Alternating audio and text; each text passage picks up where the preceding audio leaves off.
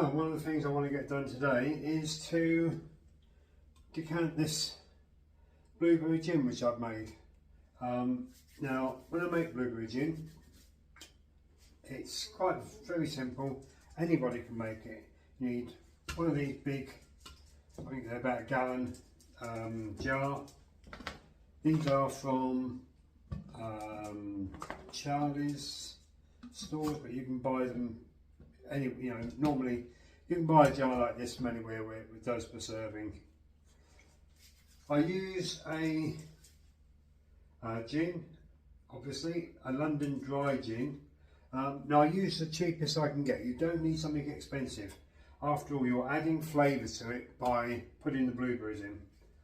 Now, when you make this concoction, what you're after, 700 grams of fruit, 300 grams of granulated white sugar, and that goes into 150 mils or 1.5 litres of gin. Now you can alter those to suit. If you're using 75 mils of gin, then obviously cut the fruit down to around about 3 to 325, the sugar to about 150 to 160. Sterilise the jar, make sure it's been sterilised. I normally use boiling water, but you can use something like a sterilising tablet, which is used for making wine, etc. Put the gin in, put the sugar in, put the fruit in, seal it. The nice thing I like with these is they come with this nice sealed top as well, which goes on, and then the screw top. There we are. Couldn't find out with the screw top. Goes on. That screws down tight. Then every day, once a day, give it a good shake. Now you do this. I normally do it for about 2, sometimes 3 weeks. You want to give it a good shake. Get that fruit well mixed up with the gin. Get it tossed around, and you can leave it for 3 to 4 weeks. It doesn't hurt if you leave it for up to 6 months. Just remember that the longer you leave it, the more you've got to shake it, at least once a week. You need to make sure that there's no bacteria going into it. You need to make sure that it's nice and sterile in there. Then all I do then, one muslin cloth. Now this is a muslin cloth which is a kilner. You can get from anywhere that does the kilner range of stuff. And then take the top off, put that ready for sterilising. Now the secret is not to overfill, okay? Now this, God, dear me, if you could smell this, oh, that smells absolutely fantastic. Now what I'm going to do is carefully pour this in. Now keeping a watch on the level of what's in here.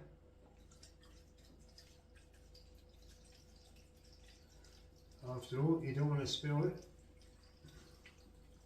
Right, that's brought me up to a good. Now the thing is, with that, you don't need to waste it. Don't waste that fruit. Don't eat the fruit. I suppose you could if you wanted to. As you might say, you might get pickled. I've never tried eating the fruit, but what I do, I now fold the bag up, and what I do then, I give it a squeeze. I squeeze it round, but it squeezes the last of that juice out. Oh, wasn't missing it in the front. Look at the colour of that. Let me empty this bag out now, because I now want to empty all this out, and this can quite happily go into your compost heap or your compost bin, whatever you've got. Worms may get a bit drunk, if worms can get drunk, but I'm sure they'll enjoy it in any case. So I'm sure someone's going to tell me that alcohol kills insects. I do, I don't know. I haven't really looked into it. Now, I then get, now I use the same bottle as the gin came out of. This has been sterilised when I poured the gin into here. I sterilised it, remembering it's alcohol, so it was sterile in there in any case, or it should have been sterile in there. But when it went in here, it was sterilised again, and I've just re-sterilised it with boiling water and then run cold through it to make sure that it's a good temperature for this. Get the funnel. You definitely need a funnel, you don't want to waste it. This isn't the best funnel, it doesn't fit perfect. It's a bit too thick around the, whoops, a bit too thick around there. That's it. So I've got to leave it out a little bit to let the air out. And can you see the colour of that? Look at the colour. Wow. Right, so let's move that over to here. And let's put the next lot in. Right, here we go. So you need the muslin cloth, you need to catch all the bits of blueberry or whatever fruit you're using. You can use, I make apple and blackberry, I make blackberry, rhubarb. Very soon there'll be rhubarb time. In fact, I may even have enough rhubarb out there now to actually taste some. I'll need to get another bottle of gin this week, and then I can have a look at the rhubarb and see if I've got enough out there to cut, or I should say pull, because you don't cut rhubarb, you pull it, to make some rhubarb gin. Now rhubarb gin is really nice. Now, as I think I may have said before, I don't actually drink, but I just love, this is so easy. I just love making it. And the thing is, let's face it, even though I don't drink, it doesn't say I've never drunk, because I have. It is nice to sit outside on a nice warm evening in the summer with a touch of gin, especially fruit gin. If you want tonic to make a G&T, you can use tonic with this. It doesn't, matter. So sit out on your patio, looking at your garden, dreaming of somewhere exotic you may have been if you've been abroad. If not, just enjoy the ambience, the sounds around you, the look of your garden. Just enjoy. Appreciate what we've done. Appreciate all that hard work we put in to get the garden to where it is. And to me, this is my garden saying to me, thank you for looking after me. Thank you for attending to me. In fact, I think I'm going to put this in first. I don't think I'm going to get that last bit into here, so we'll get this in. Just pour it steadily in, you don't need to go mad, don't need to rush, just take your time. It's all part of the pleasure of making this. all the time you're breathing in that beautiful blueberry gin flavour, that beautiful scent. Oh, you don't need to drink it because that scent gets your taste buds going. You get the flavour from the scent. So let's get the last bit done. And I never normally go right to the bottom. Now,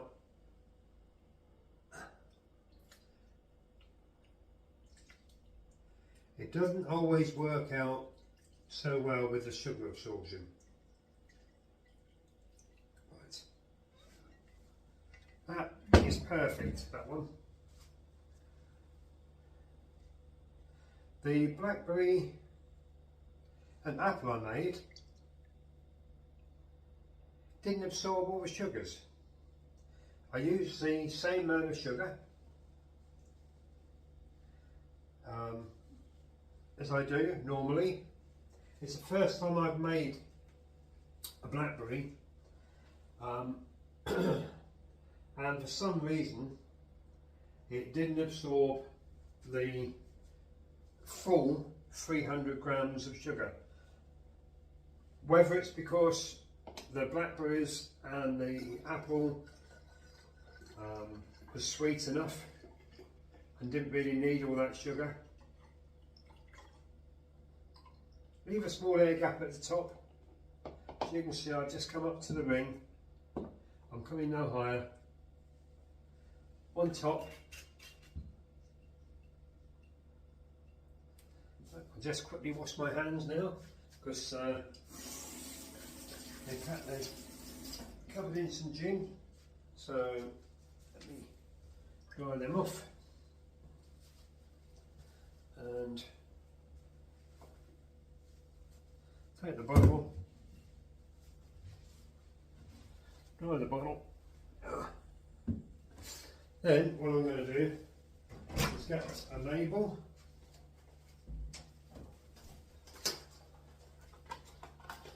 You don't need anything fancy, just a basic label.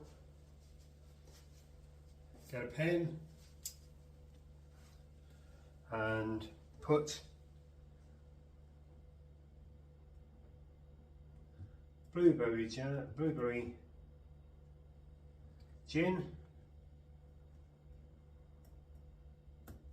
and it's what today, the 31st of March.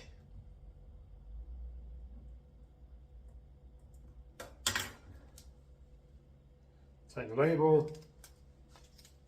What I do then is pop the label on, and we've got 1.5 litres of blueberry gin. Make sure that top's on nice and tight. Let me come back to you in 1 second. Right, now the most important part now is a glass. And no, I'm not going to drink all that amount, but that's what I've got left over. So what I need to do now is do a taste test. Sláinte. Smells perfect. If you could smell this, you would absolutely go, oh, that's fantastic. Right, so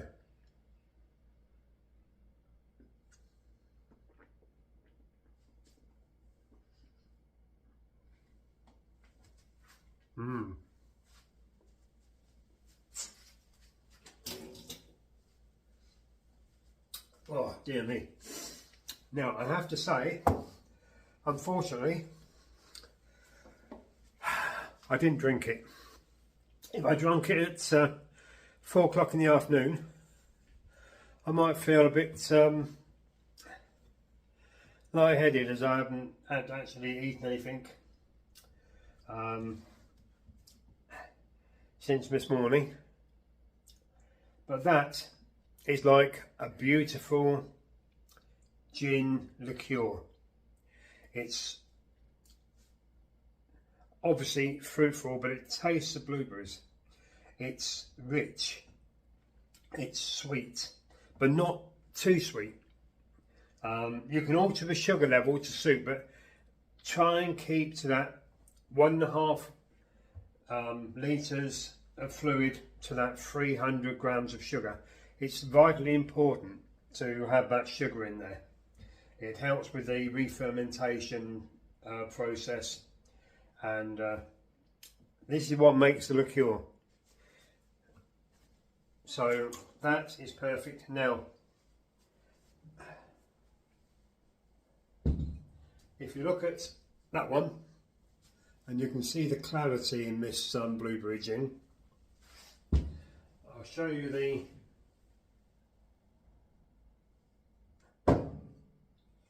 this is the raspberry gin. Now, this one, there again, is a beautiful gin.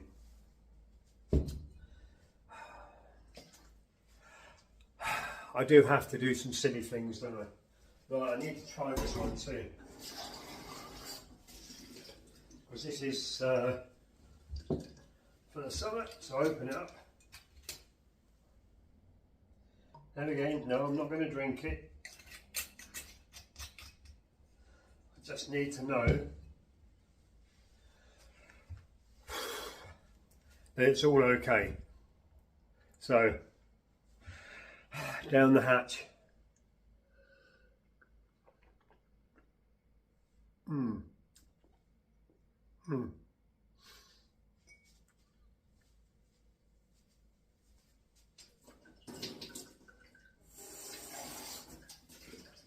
Oh my goodness. Wow. They are potent. Now let's go to the last one. Now this is the apple. Oh, this is the apple and blackberry. Now notice they're all 1.5 litres. I just find if you're going to do it, you might as well do it and be done with it. You can put more fruit in if you want, but just don't overdo it too much. I personally would recommend keeping to the 700 grams.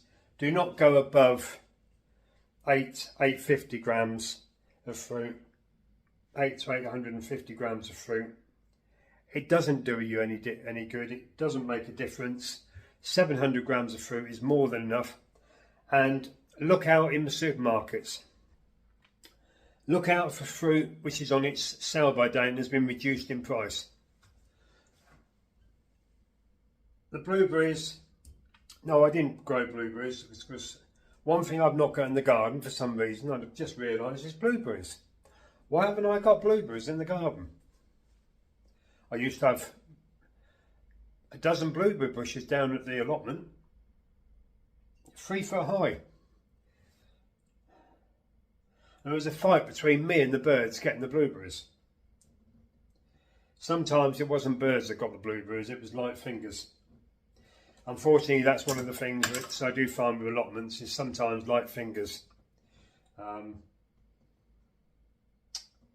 year before I finished at the allotment, I lost all my fruit, which I estimated to be around about 40 pounds of black currants, because I can't remember how many black currant bushes I had, but I had them like hedges, 4 foot wide, planted down in strips, planted down either side of the allotment. All those got stripped overnight. The blueberries got stripped off, the apples got stripped, all at different times obviously. The raspberries got stripped. Now, I know it was light fingers. You don't strip, 30, 40 bushes of black currants overnight if you're an animal.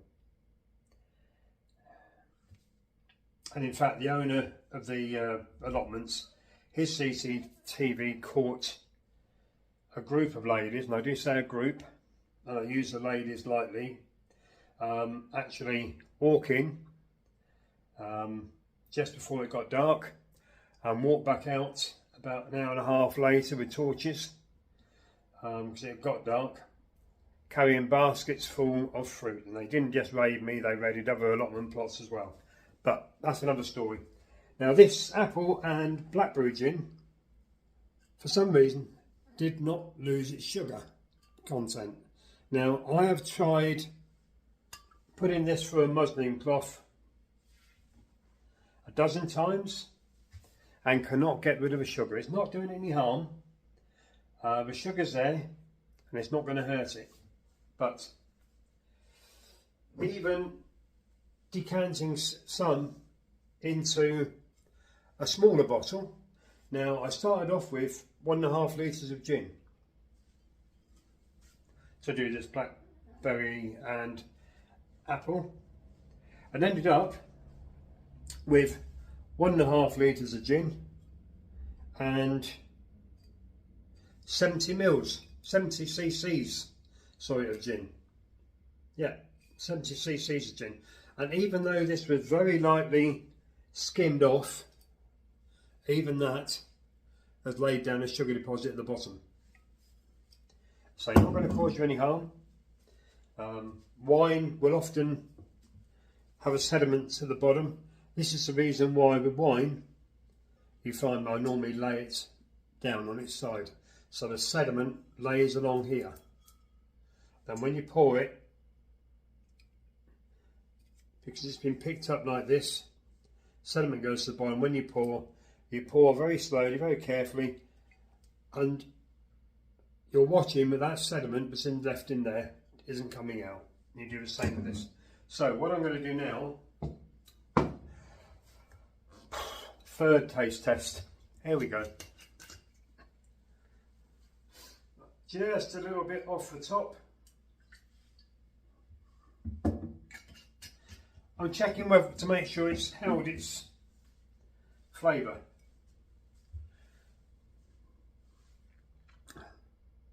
I want to be up there, slanting and bottoms up. Cheers.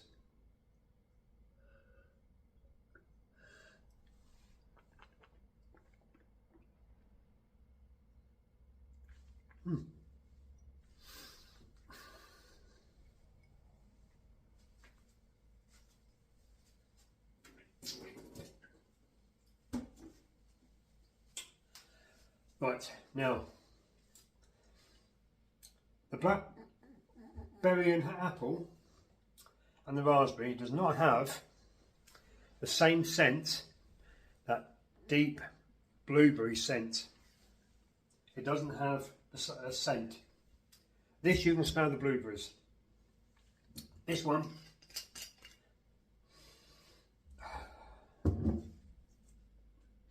does apple and blackberries have a scent? They have a light scent. There is something there, but not the same. Raspberries, yeah, there is a scent of raspberry there, but very subtle. And make sure they're nice and tight. So, there we go. And this would be a good time to have a couple of visitors around, because we've always got some left. I mean, there's 2/3 of a pint of gin left there, so I'm going to have to go find a small bottle and put it in. Now, you could do this and then decant into smaller bottles for Christmas. You can buy smaller bottles from anywhere that does the kilner, preserving, jam making, wine making, etc. You can buy smaller bottles. You could decant in smaller bottles, wrap it up, make it all look nice and presenty. Give us presents. That's just one suggestion. The other suggestion is, as I say, sit outside, nice warm evening, listen to the birds, listen to the world go by, Look at all your hard work you've done in the garden. Appreciate what you've done and say to yourself, I deserve a gin.